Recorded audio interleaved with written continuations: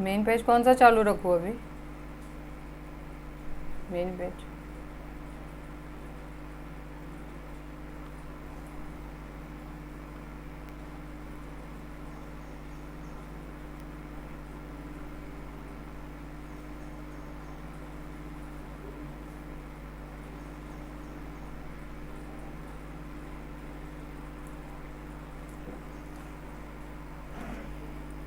नमस्ते, हेलो, आप सभी का स्वागत है आज फिर से होम्योपैथी एंड वुमेन सीरीज़ में, जहां मैं बात करने वाली हूं अबनॉर्मल पीरियड्स एंड होम्योपैथी के बारे में। तो चलते हैं। आप में से कुछ नए चेहरे जो मुझे नहीं जानते हैं, उनके बारे में मैं अपने आप को इंट्रोड्यूस करवाना चाहूँगी। मेरा नाम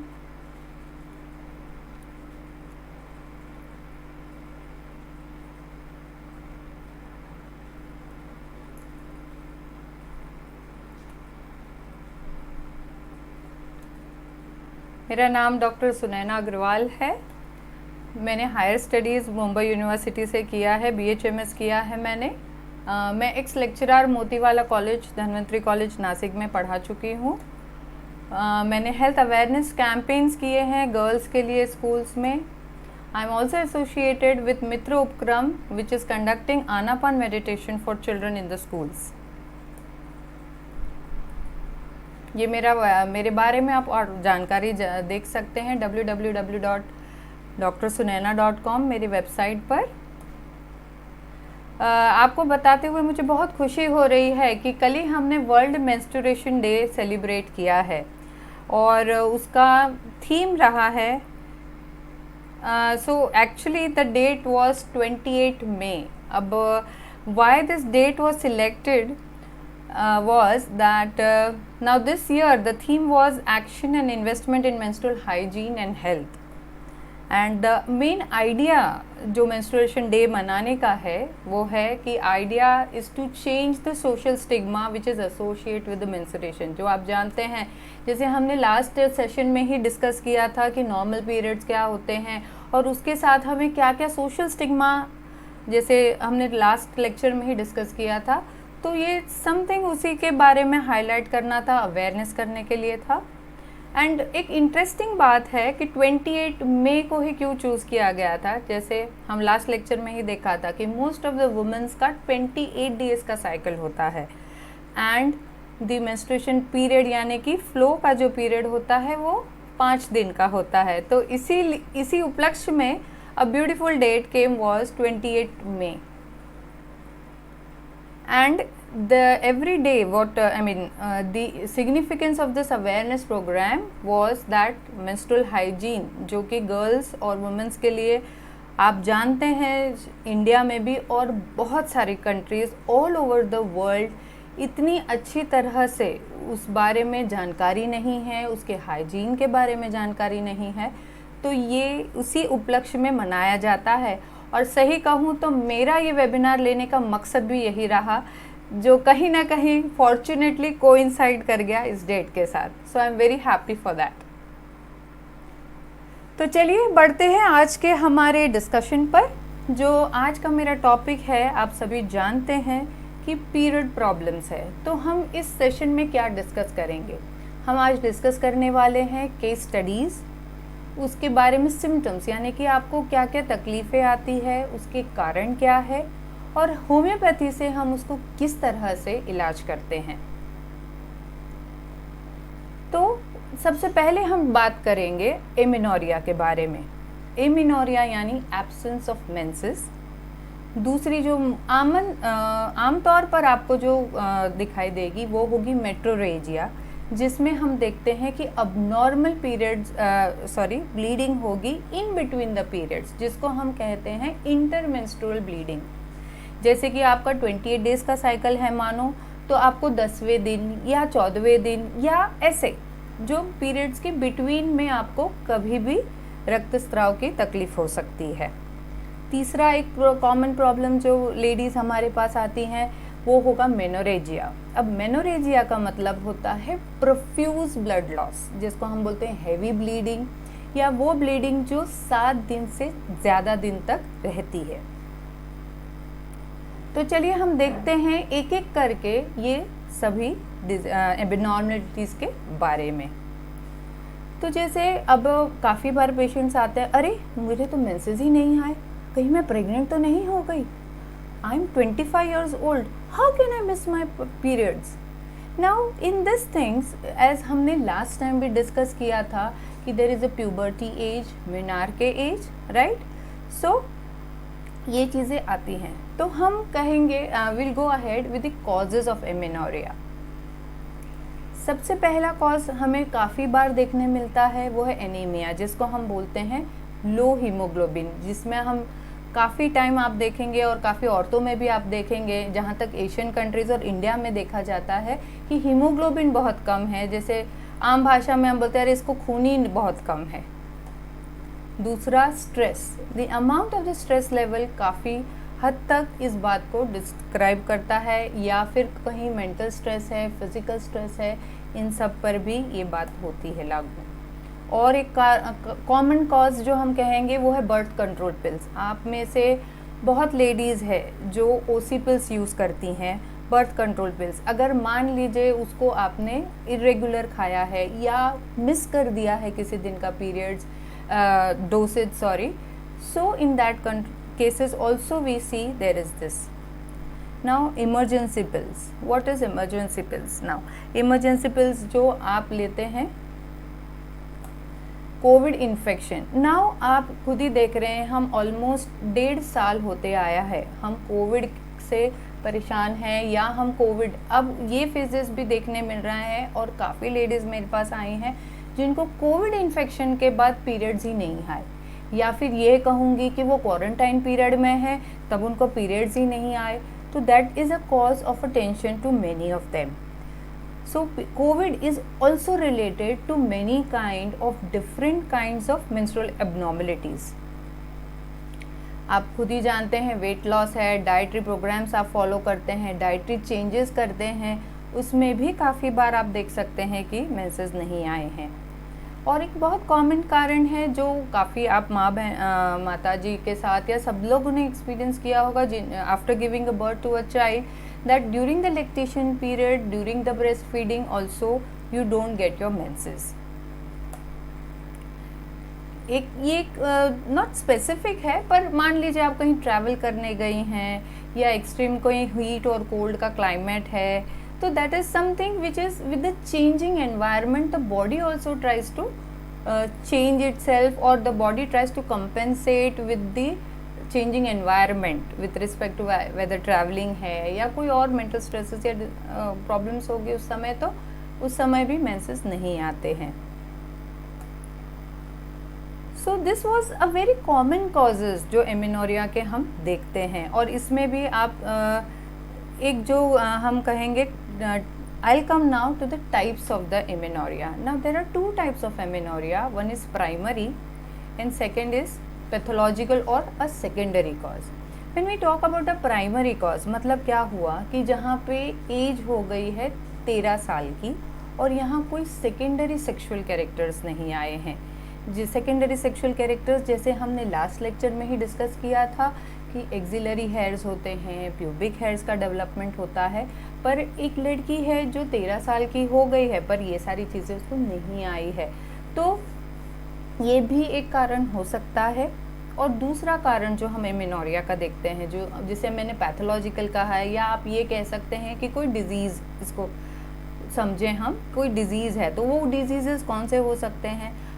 पीसीओडी है, डायबिटीज़ है, हार्ट प्रॉब्लम्स है, थायराइड प्रॉब्लम्स है, जिसमें कि वेरी कॉमनली हम देखते हैं हाइपोथायरॉयडिज्म और ओवेरियन डिजीजेस। ये इस ओवेरियन डिजीजेस मतलब ओवरी से रिलेटेड डिजीजेस आते हैं जिसमें आपको ओव्यूलेशन की प्रॉब्लम के वजह से एमेनोरिया नहीं होता है। सो वेरी कॉमनली जो हम एमेनोरिया की जब हम बात करते हैं तो हम, जैसे मैंने आपसे कहा है कि हम सिम्टम्स पे देखते हैं, कॉजेज़ देखते हैं कि किस कारण के वजह से है। जैसे कि अब मैंने पहले ही कहा था आपको एनीमिया है, हीमोग्लोबिन कम है। सो इन दैट केसेस हम हीमोग्लोबिन कम होने का कारण होगा तो हम हीमोग्लोबिन अगर कम है तो हम फेरम फॉस देते हैं जिससे कि हीमोग्लोबिन बढ़ता है, या फिर इन सम केसेस हम डिपेंडिंग ऑन द कॉजेस हम पेशेंट को विबर्नम है, सिनीशो है, इस तरह की होम्योपैथिक दवाइयाँ दे सकते हैं।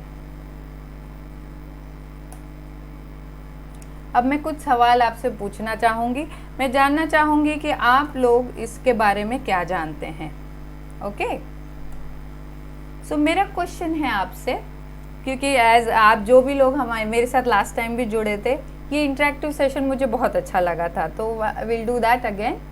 सो when do you experience that there is no menses? A pregnancy, B lactation, C anaemia, और D all of the above.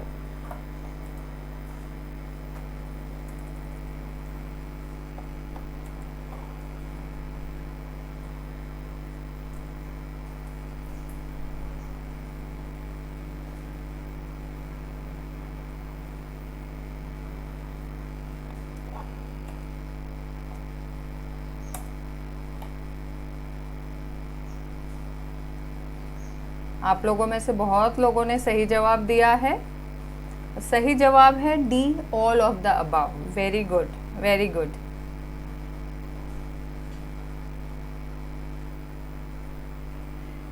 Very good. अब एक और सवाल, do you get pregnant while breast feeding? yes or no?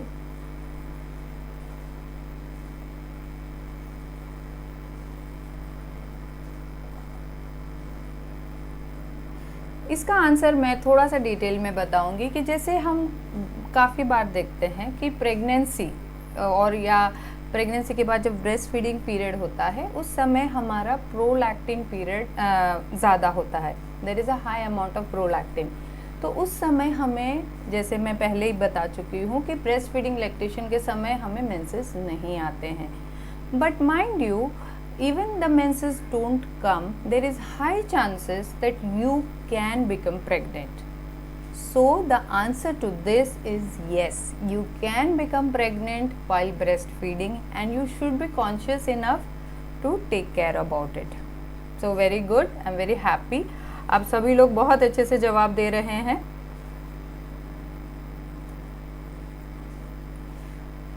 चलते हैं दूसरी चीज़ों के एबनॉर्मलिटीज़ पर। जैसे कि आप देखेंगे कि मेरे पास पेशेंट्स आते हैं कि अरे डॉक्टर साहब मेरा ब्लड प्रेशर लो हो गया है, मुझे बहुत चक्कर आ रहे हैं, मुझे कोई ताकत ही नहीं बची है काम करने के लिए, और मेंसेस इतना हेवी हुआ है कि उससे ही मैं परेशान हो गई हूँ और बहुत ज़्यादा पेट में दर्द हो रहा है और कुछ भी करने की ताकत ही नहीं है। I am feeling totally exhausted. इस तरह से जब पेशेंट्स आते हैं तो डेफिनेटली हम इसको मेटोरेजिया कहते हैं। जैसे मैं पहले भी आपको कहा था कि सिम्टम्स क्या होंगे मेटोरेजिया के, there will be intermenstrual bleeding, यानी पीरियड्स के दौरान आपको स्पॉटिंग्स हो रही है, ब्लीडिंग हो रही है, और इस समय भी आप देखेंगे कि ये जो है मेंसेस के साथ एसोसिएटेड नहीं होता है, कभी कभी बहुत एक्सेसिव फ्लो के साथ भी आते हैं मेटोरेजिया के patients.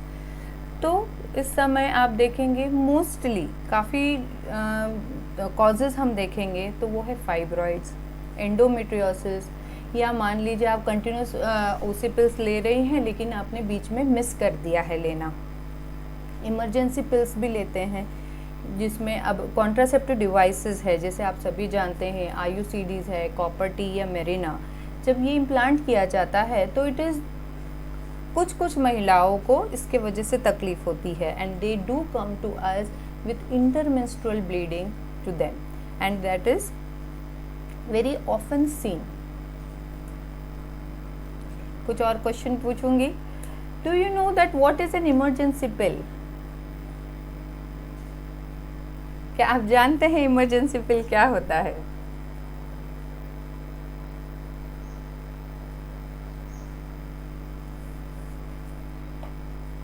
Very good. Emergency pills are the pills when you जैसे कि in case of you are having an unprotected sex and you have a fear of getting the pregnancy, So in that cases you get in the market emergency pills by the name of unwanted 72, आई पिल, और इस तरह से बहुत अलग अलग companies की medicine मिलती है जो आप as a emergency pills use की जाती है.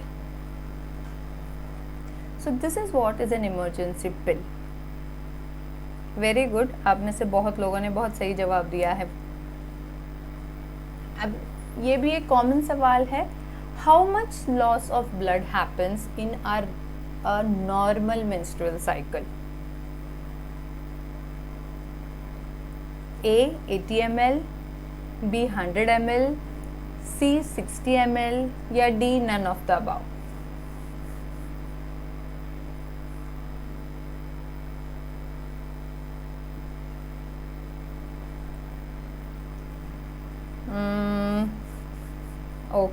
ओके, भावना जी, ऋचा जी ने भी कहा है. Any answers, any guesses? Yes, the amount of the blood loss which happens is usually 80 ml. और अगर आपका या if you pass more than 80 ml, then we come. अब मैं आती हूँ अगले सवाल पर, या मेरे अगला टॉपिक था जिसके बेसिस पे ये क्वेश्चन था, व्हाट इज़ मेनोरेजिया. जैसे हम पहले ही बात कर चुके थे कि मेनोरेजिया का मतलब होता है एक्सेसिव ब्लड लॉस, हद से ज़्यादा ब्लड लॉस होना, एंड उसका पैरामीटर रखा है 80 ml. ऑन एन एवरेज अगर आपको 80 ml से ज़्यादा ब्लड लॉस हुआ है या there is more than 7 days, 7 दिन से भी ज़्यादा आपको रक्त स्त्राव हो रहा है, मेंस्ट्रुअल फ्लो चालू ही है, उस समय आप ये सब कंप्लेंट्स देख सकती हैं. तो यही कंप्लेंट लेके पेशेंट भी हमारे पास आते हैं, और दूसरे भी कंप्लेंट्स लेके आते हैं जैसे कि इनफर्टिलिटी है, फेलियर ऑफ कंसेप्शन है.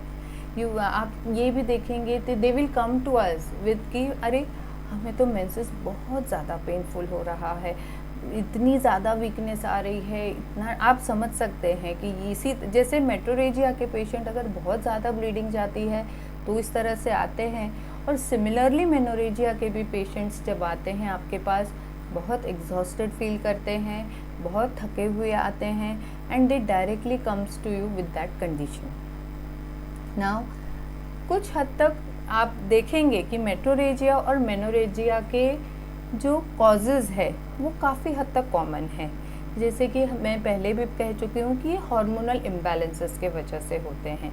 यहाँ पर आप देखेंगे डिसफंक्शन ऑफ ओवरीज हो रही है, और बहुत ही कॉमन कारण जो देखा गया है वो है uterine fibroids, polyps, adenomyosis is also a very common condition. Intrauterine devices जैसे मैं आपसे पहले ही कह चुकी हूँ, कॉपर टी है, IUCDs है, wherein Mirena comes into the picture. Pregnancy complications भी काफ़ी बार देखा गया है कि प्रेगनेंसी के बाद बहुत ज़्यादा ब्लीडिंग हो रही है और मेंसेस रुक ही नहीं रहे हैं, जो कि that comes after what I said कि जैसे लैक्टेशन और ब्रेस्ट फीडिंग में जब मेंसेस नहीं आते हैं तो उसके बाद जब मेंसेस आते हैं तो बहुत प्रोफ्यूज फ्लो होता है in some cases, in some ladies to complain about that. And also in the cases of cancer of any cervical cancer है या यूट्राइन कैंसर है, तो इस तरह से हमें मेनोरेजिया के कंप्लेंट के साथ पेशेंट्स आते हैं. Now do you know how many percentage of Indian women suffer from with the fibroids? A, is it 40%, B 60%, C 80% या D 90%?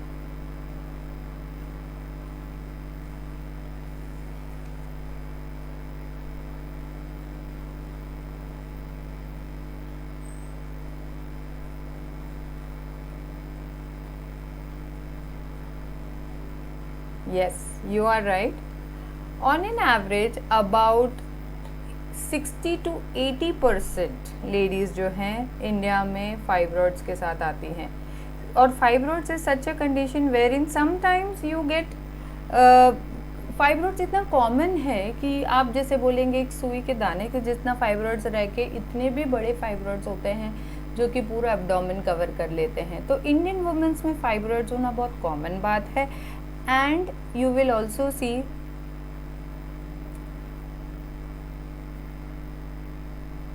कि इंडियन वुमेन में 60 to 80% फाइब्रॉइड्स की तकलीफ के साथ आते हैं। हम इसके बारे में आगे विस्तार से बात करेंगे। और what is the reason of the painful cramps? A. endometriosis, B. fibroid, C. pelvic infection और D. all of the above। जो मेंसेस के दौरान हमने भी बात की थी कि आपको पेनफुल मेंसेस आते हैं, तो इनमें से क्या जवाब सही है?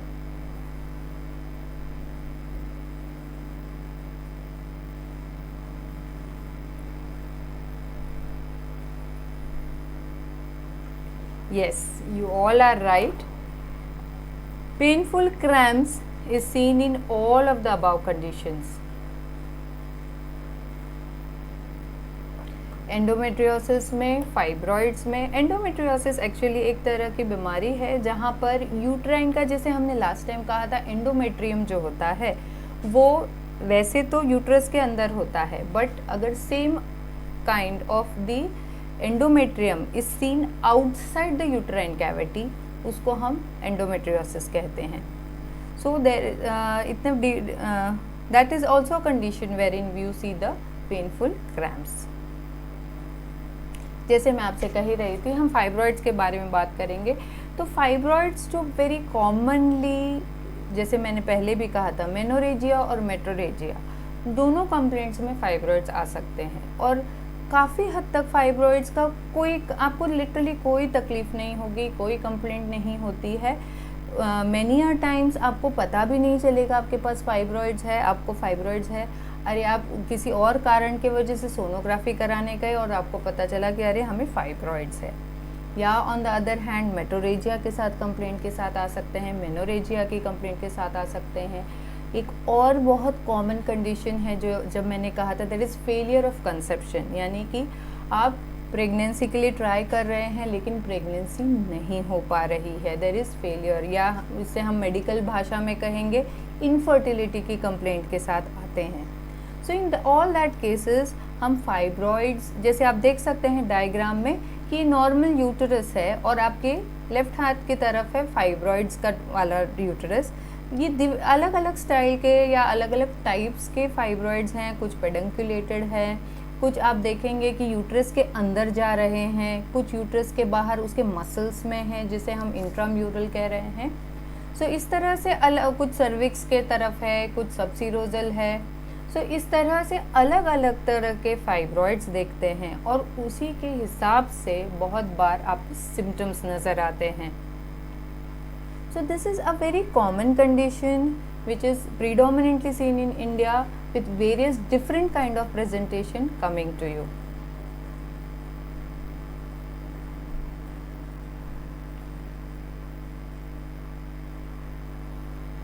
मैं आपके प्रश्नों का इंतज़ार कर रही हूँ। मैं चाहूँगी कि इसके पहले कि मैं होम्योपैथिक अप्रोच की बात करूँ,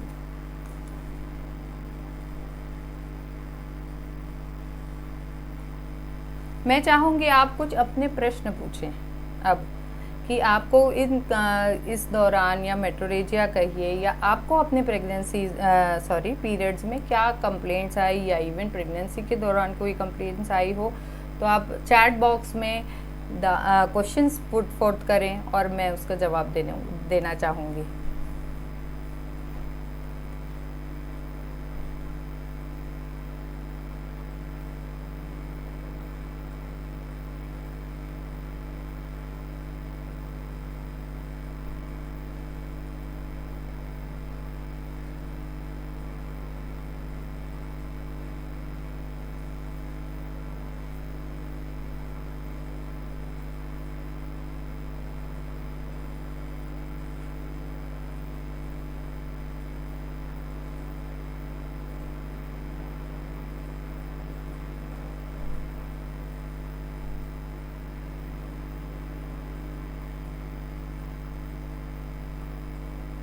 If menses are late, then what to do and how many days to wait?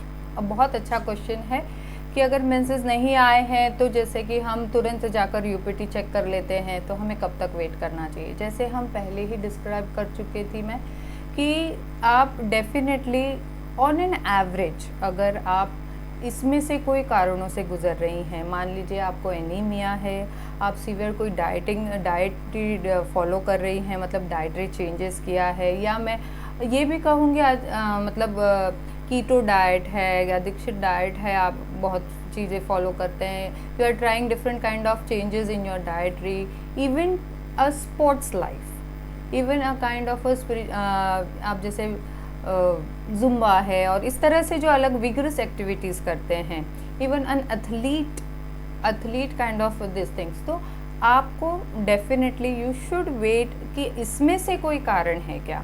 जैसे हमने पहले ही कहा था इमरजेंसी या ओसी पिल्स के कारण है। अगर आपको डाउट है कि इनमें से कोई कारण है तो you should definitely wait for minimum 4 to 5 days and you can wait for 8 days also, provided you are on the safer side. कि अगर आपको डाउट है of about unprotected sex, then definitely you can go in for the UPT test, but even now for before doing the UPT test your expected date of time से आपको 1 week तो wait करना ही चाहिए, because otherwise you can get a false positive UPT test also. So it is very important. हाँ, what is a UPT? UPT is a urine pregnancy test or a urine pregnancy kit which you get it in the market. Before going to a doctor you can definitely do it at your home. बहुत ही अच्छा सवाल रहा।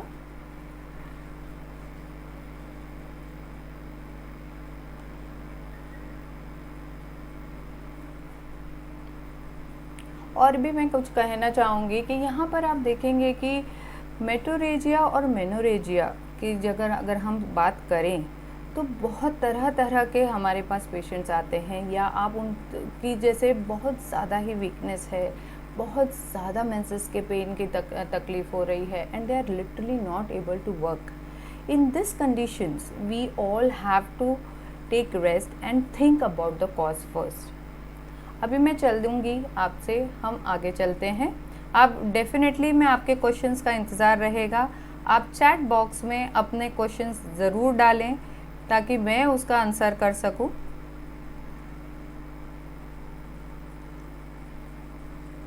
हम चलते हैं आगे अपने homeopathic approach. Now जब मैं होम्योपैथिक अप्रोच टू मेटोरेजिया और मेनोरेजिया के बारे में कहना चाहूँगी कि एवरीथिंग इन होम्योपैथी हम क्या करते हैं, सबसे पहले हमें समझना होता है कि पेशेंट क्या प्रेजेंटेशन से आया है, जैसे कि उसको क्या तकलीफ़ है। मैंने आपसे कहा है ताकि सिम्टम्स क्या लेके आया है, उसकी कंडीशन कैसी है पेशेंट की। अब इसको हम कंसिडर करते हैं या है एक्यूट, जैसे कि अभी सडनली हुआ है, अभी 2-4 दिन ही हुए हैं उन्हें, कि बहुत सीवियर ब्लड लॉस हुआ है। जैसे हमने पहले ही कहा है मेटोरेजिया में बहुत ज़्यादा ब्लड प्रेशर लो हो गया है, बहुत वीकनेस आ गई है, एकदम एग्जॉस्टेड हैं आए हैं पेशेंट। लिटरली आते समय भी ऐसे चेहरे पे ही आपको दिखेगा कि भाई हाँ इतना फ्लोज आ रहा है कि बाबा बैठना मुश्किल हो गया है, रात की नींदें हराम हो गई है, रात को नींद नहीं आ रही है because of this continuous flow. एक वो कंडीशन आई। दूसरा कंडीशन हम बात करेंगे क्रॉनिक की, जिसे आप कहेंगे बहुत दिनों से तकलीफ़ हो रही है, काफ़ी महीनों से है, काफ़ी दिनों से आप ये तकलीफ़ से परेशान हैं। तो उसमें जैसे हमने पहले ही डिस्कस किया था कि फाइब्रॉइड्स हैं, एंडोमेट्रियोसिस है, इनफर्टिलिटी विच इज़ कि आप बच्चा कंसीव नहीं कर पा रहे हैं, और हाइपोथायरॉयडिज्म। ना ये जो कंडीशंस है इसको हम क्रॉनिक कहते हैं। तो डिपेंडिंग अपॉन दैट हम उसका ट्रीटमेंट करेंगे या मैनेजमेंट करेंगे। सेकंड कारण जैसे हमने कहा था, एक हुआ सिम्टोमेटिकली, दूसरा है कॉज। ना जैसे मैंने कहा ये आपको था कि अगर कॉज क्या है तो कॉज के ऊपर भी हमारी ट्रीटमेंट बेस करती है। हमने कॉजेटिव फैक्टर्स में देखा था कि ओसी पिल्स है, इमरजेंसी पिल्स लिया है, या आज आप देखेंगे कि हम पीसीओडी का जो टॉपिक मैं नेक्स्ट सेशन में लेने वाली हूँ नेक्स्ट सैटरडे, उसमें हम बहुत डिटेल में इस बारे में बात करेंगे। बट फिर भी आपको कहूँगी कि आजकल जैसे हम पहले भी बात किए थे डाइटरी चेंजेस के बारे में, even because of the stress factor, आपको वर्क का फैक्टर बहुत मतलब वर्क स्ट्रेस बहुत है, जिसमें आप रेगुलर खाना पीना नहीं खा सकते, बॉडी को रेस्ट नहीं दे पा रहे हैं, और इनके वजह से होने वाली चेंजेस है obesity. This is a very very important reason nowadays. Daily parents come to us with all these conditions कि क्या है ये, क्या कर सकते हैं, या हम उस ओबेसिटी के वजह से होने वाले एमिनोरिया है, मेट्रोरेजिया है, इस अलग अलग कंप्लेंट्स के साथ आते ही हैं. दूसरा मैंने कहा था कि लॉन्ग स्टैंडिंग कंडीशन जैसे पीसीओडी और फाइब्रॉइड्स है. तो इन सब चीज़ों को मद्देनज़र रखते हुए, इन सब चीज़ों को ध्यान में रखते हुए पहले हमें उसका पॉजिटिव फैक्टर जानना होता है. जैसे मैंने पहले ही कहा था कि अगर ओसीपिल्स है तो हमारे पास उस तरह से हम जिसकी वजह से होने वाले हार्मोनल इम्बैलेंसेस है, तो you have to wait and watch, you have to take appropriate जिसको कहते हैं measures, so that you have to. देखिए एक ये बहुत इम्पॉर्टेंट है कि मेंसेस से रिलेटेड कोई भी बीमारी वो इन अ शॉर्ट नहीं होती है, इतनी जल्दी नहीं होगी वो, it will take time depending on. Again मैं पीछे जाऊंगी, जो मैंने कहा था एक्यूट प्रेजेंटेशन है या क्रॉनिक प्रेजेंटेशन है, तो उसके बेसिस पर हम चलते हैं. जैसे हमने एक्यूट में हम एक्यूट डिजीज़ के लिए देते हैं, उसको वाटर डोजेस में हम होम्योपैथिक मेडिसिन प्रिस्क्राइब करते हैं, जैसे कि मिलीफोलियम है, सबाइना है, पल्सेटिला है. ये होम्योपैथिक एक्सीलेंट रेमेडीज़ हमारे पास है जो हम ये ट्रीटमेंट में यूज़ करते हैं.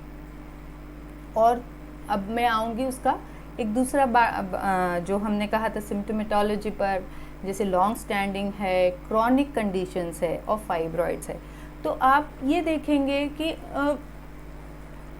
डेफिनेटली आप या फिर आप खुद उससे सफ़र कर चुकी होंगी, या आपकी सिस्टर हो, या आपके कोई नेबर्स हो जिनमें देखा होगा आपने कि there is not a show short. मतलब अगर आप एलोपैथिक साइड में देखेंगे तो there is no as such treatment for fibroids.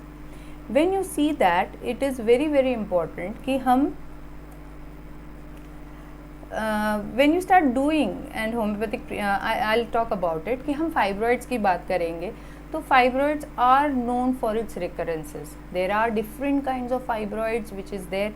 जैसे मैंने पहले भी कहा था, कुछ सिम्टोमेटिक होते हैं, कुछ एसिम्टोमेटिक होते हैं, तो डिपेंडिंग अपॉन दैट. नाउ वही मैं कहना चाहती थी कि जो सबसे अलग होम्योपैथी को स्टैंड करता है, या जो अलग होम्योपैथी में है, वो है उसका होलिस्टिक अप्रोच, जहाँ हम माइंड और बॉडी हम दोनों कंसिडर करते हैं. होम्योपैथी में एक बहुत हम जो डॉक्टर हैनीमैन ने हमें सिखाई है कि भाई बॉडी में जो भी चेंजेस होता है वो माइंड के वजह से होता है. Whenever we talk about a mind and body correlation, it is the mind which works, it is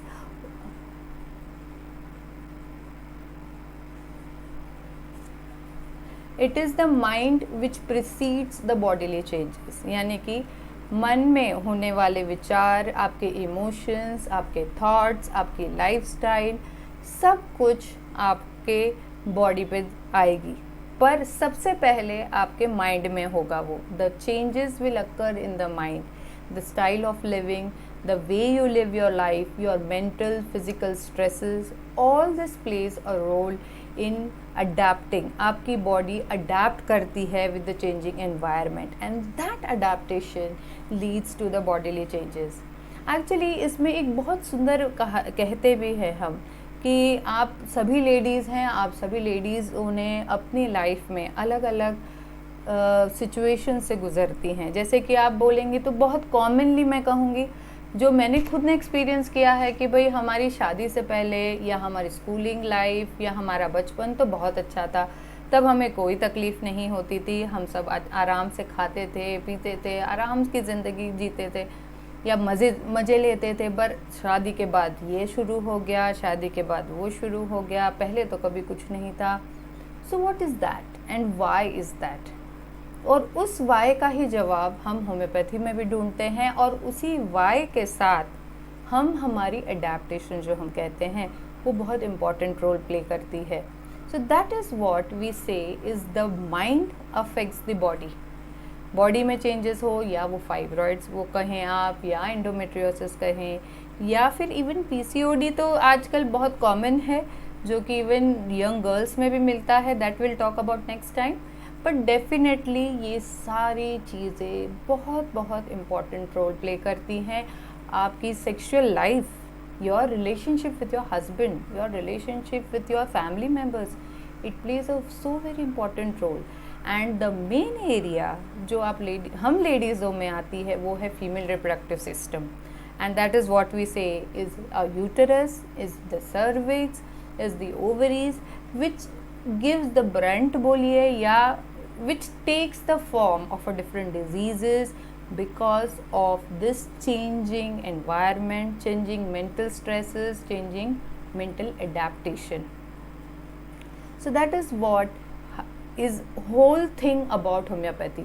और ये चीज़ें आप किसी और पैथी में नहीं देख सकते. ये चीज़ों जहाँ हम कहते हैं होलिस्टिक साइंस है, जहाँ हमें आपको माइंड एंड बॉडी साथ में लेकर चलना है, and that is the way the homeopathy goes in and treats the patient in its holistic way. तो हम चलते हैं आगे. that when you are taking a homeopathic medicine, या आप होम्योपैथिक ट्रीटमेंट जब ले रहे हैं तो हम क्या एक्सपेक्ट करेंगे. एक और प्रश्न आया है पूर्वा जी से, what is a preventive measure for fibroid? Now it's a very good question. जैसे अभी फाइब्रॉइड्स के लिए आप कहेंगे तो आप गूगल डेफिनेटली किया ही होगा, बट फाइब्रॉइड के लिए पर से if you say there is no exact cause being known. कोई नहीं जानता है कि एग्जैक्ट क्या कारण है. बट येस, फाइब्रॉइड्स ना होने के लिए आप एक सिंपल कहेंगे तो आप अच्छी लाइफस्टाइल जिए, नॉर्मल खाना खाइए, नॉर्मल अपने माइंड बॉडी को एक्सरसाइज दीजिए.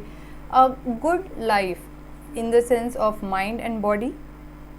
जैसे मैंने आपको कुछ मिनटों पहले ही कहा था, फाइब्रॉइड्स प्रिवेंट करने के लिए आपको हेल्दी लाइफस्टाइल चाहिए होगी. हेल्दी खाना पीना, regular exercises, and to some extent nowadays studies are being going on कि हम जो प्लास्टिक का उपयोग करते हैं, प्लास्टिक के बॉटल्स में पानी पीना और प्लास्टिक के कंटेनर्स में जो हम डब्बा लेके जाते हैं, these are also being quoted nowadays as a reason for fibroids. So I should say कि हम जैसे आज से 50 years पहले थे, स्टील के डब्बे ले जाते थे, स्टील के जो बर्तन थे उसको हम उपयोग करते थे, या तांबे पीतल के बर्तन यूज़ करते थे पानियों के लिए. आई वुड लाइक कि हम फिर से उसी फेज़ में चले जाएं. That kind of lifestyle you have to again go back to that lifestyle, जैसे जो हमें हेल्पफुल रहेगी and will prevent you for going to all this things. Thank you Purva ji, बहुत अच्छा सवाल किया आपने. So I continue with now what you will expect. आप में से कोई और सवाल करना चाहेंगे तो I am waiting for it. आप प्लीज़ अपने सवाल बॉक्स में डालिए, चैट बॉक्स में.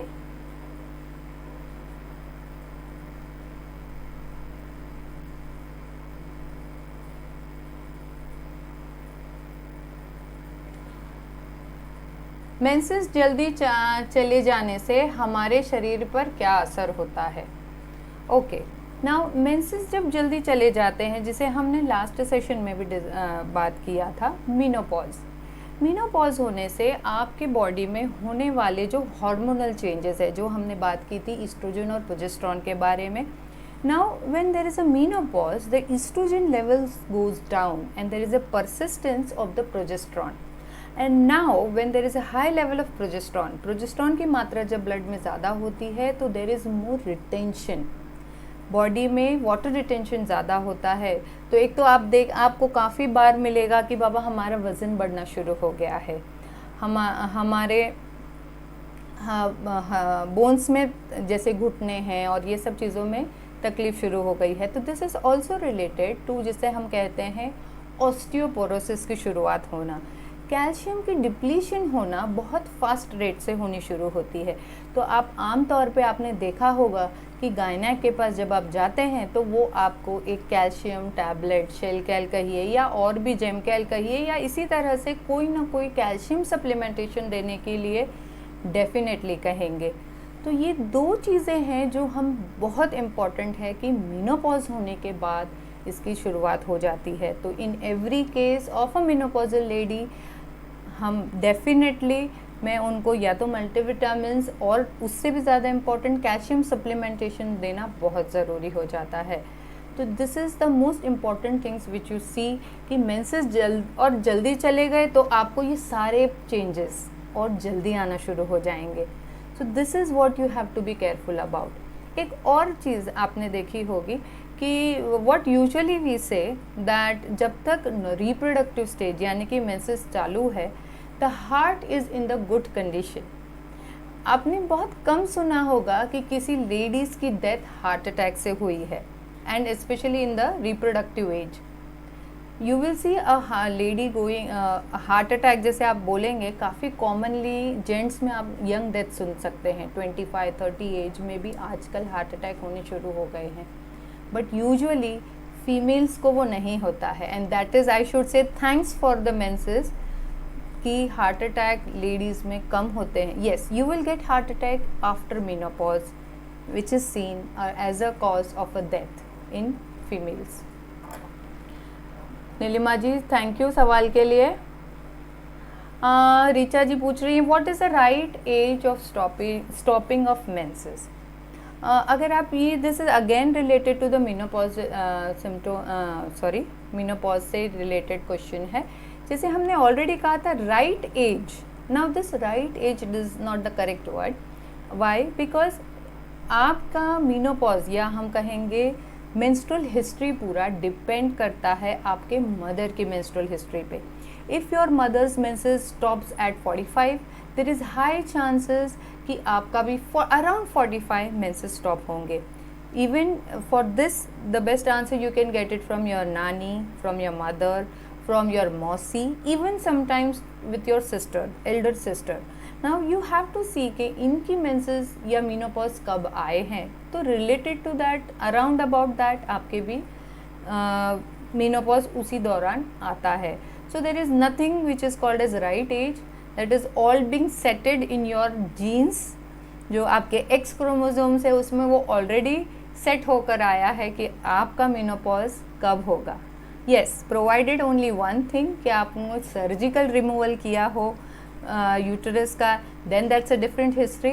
But on when we are talking about the normal age of a menopause, then that is already setted in your genes. Next सवाल है अंशु जी का, do our body swells during the menses? I should say as कुछ मैंने पहले ही इस बात का जवाब दिया था कि मेंसेस में हमारे ईस्ट्रोजन और प्रोजेस्टेरॉन ये दोनों का साइकिल बहुत इम्पोर्टेंट है। So wherein we are talking about this swelling, जैसे मैंने कहा हम कहेंगे कि it is the water retention in the body.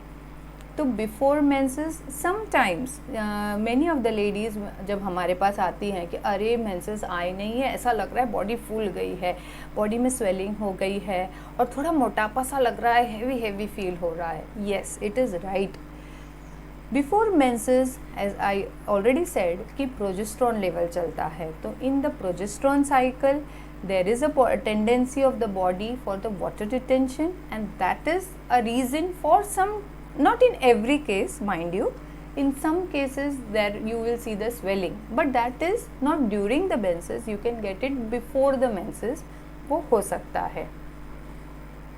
बहुत ही अच्छा सवाल, थैंक यू अंशु जी, आपने बहुत ही अच्छा सवाल किया।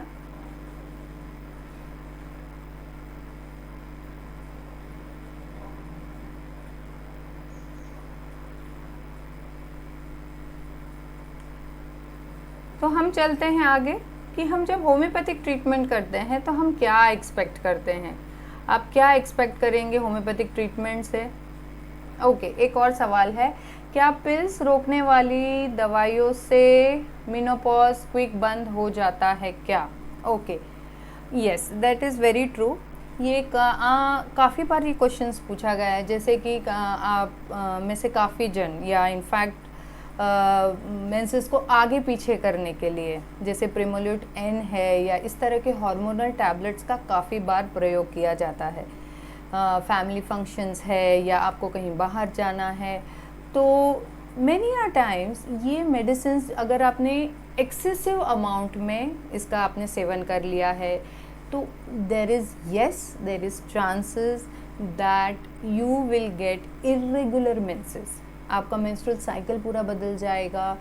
देर आर चांसेस दैट आपको जैसे मैंने पहले ही कहा था, हमने डिस्कस किया था कि मेट्रोरेजिया हो सकता है, इन बिटवीन पीरियड्स आ सकते हैं, गड़बड़ हो सकती है। Yes there is that is I mean menses बंद हो जाना पिल्स के वजह से यूजुअली ऐसा नहीं होता है, बट हाँ अगर आपने without any consultation of the gynaec अगर एक्सेसिव अमाउंट में आपने कोई हार्मोनल टैबलेट्स खाई है, तो there is high chances that you will suffer with some of the major problems. Menopause तभी होगा डेफिनेटली जब आपकी एज इज़ राइट एज, या as I said genetically predestined age में ही आपकी मेनोपॉज होगा। ओके, बहुत अच्छे अच्छे सवाल पूछे हैं आप सभी ने। तो हम चलते हैं कि हम जब होम्योपैथिक ट्रीटमेंट लेते हैं तो हम क्या एक्सपेक्ट करेंगे, what we expect when we take a homeopathic treatment.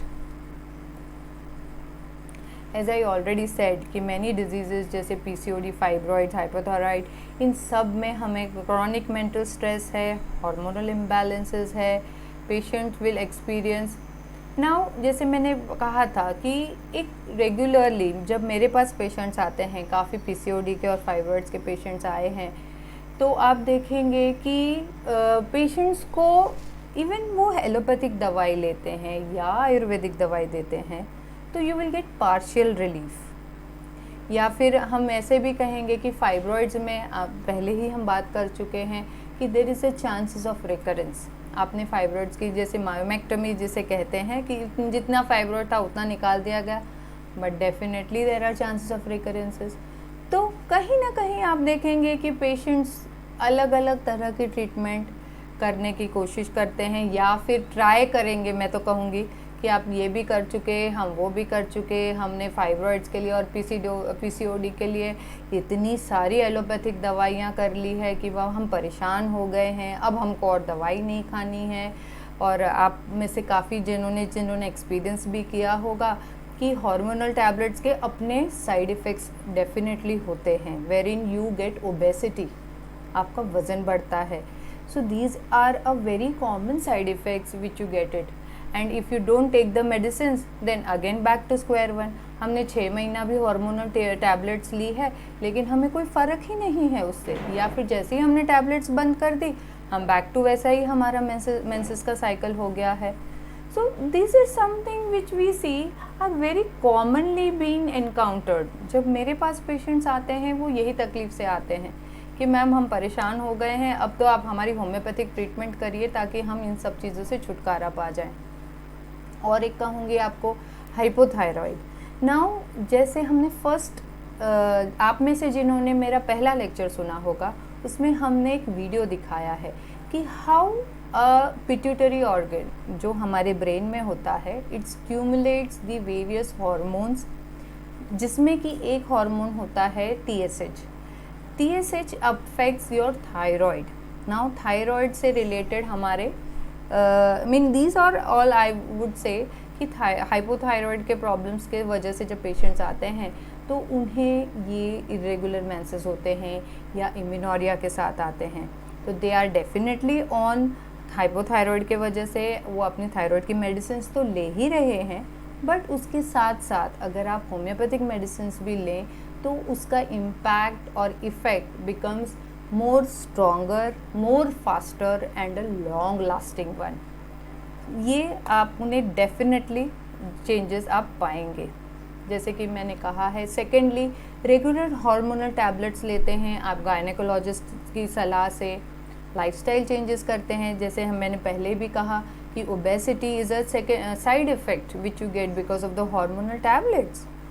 Even to some extent मैंने कुछ पेशेंट्स को ये भी देखा है कि they have it is a study और आई शुड से ट्रायल कि hormonal tablet should not be taken for a longer period of a time as it can also affect the changes in your blood. So it is advisable कि आप कोई भी hormonal tablets या दवाइयाँ until and unless आपको gynaecologist long term के लिए बताएं, you should not take it without the gynecological supervision. But still आप in spite of that ladies को प्रॉब्लम्स आती है, तो वो हमारे पास इस चीज़ के लिए ज़रूर आती हैं. तीसरा फैक्टर है कि हम कंसिडर करते हैं समटाइम्स सर्जरी. जैसे मैंने पहले भी कहा था कि मेनोरेजिया के पेशेंट्स आते हैं जब प्रोफ्यूज ब्लीडिंग होती है, फाइब्रॉइड्स इतने बड़े हो गए हैं या इस तकलीफ इतनी ज़्यादा हो चुकी है, फ्लो इतना ज़्यादा है कि have nothing else but only surgery to be done, जिसको हम मेडिकल भाषा में हिस्टेरेक्टोमी कहते हैं. या even sometimes due to some cancer conditions, cancer of cervix हुआ या कोई ऐसी कंडीशन आई जहाँ पे आपको यूट्रस निकाल देना पड़ा. So there are many reasons wherein surgery becomes advisable, but these are only few cases wherein surgery is advised. But there are many other cases जहाँ पे हम मेडिकल लाइन ऑफ ट्रीटमेंट पर चलते हैं. तो इन such cases आप देखेंगे homeopathy has a very good scope, has a very good nag for the long term benefit at the not only at the level of body but also at the level of mind. आप का जैसे हमने पहले ही कहा था कि mind and body दोनों में चेंजेस आप देख सकेंगे. So this is very important when we take a homeopathic treatment. कैसे हमारे बॉडी में हमारे मानसिक और शारीरिक आपको दोनों ही लेवल पर उसका फ़ायदा दिखाई देगा.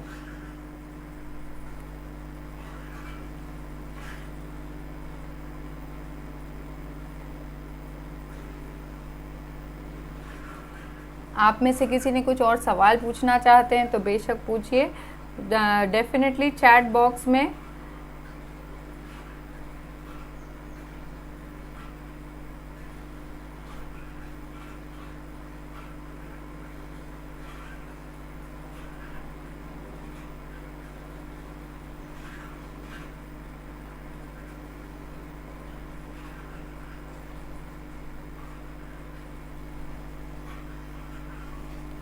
Okay. And the next thing, जैसे हम कुछ पहले आप में से काफ़ी लोगों ने मुझे मेनोपॉज के बारे में ही सिम्टम्स के बारे में पूछा है. तो आप में से या तो कुछ लोग उससे गुज़र चुके हैं या फिर आने वाले समय में गुज़रने वाले हैं. तो जो हम कहते हैं प्री और पोस्ट मेनोपॉजल सिंड्रोम, जो आप में से काफ़ी लोगों ने देखा भी होगा कि प्री मेनोपॉजल कंडीशंस में there is commonly we see there is heat flushes, there is a very much amount of the changing temperaments, mentally physically बहुत irritation होता है और बहुत अलग अलग तरह से तकलीफ़ें होती हैं. there are many a times you will see pelvic inflammatory diseases. yes, this is also very common because of the dryness of the vaginal area. There is burning, there is irritation, there is itching.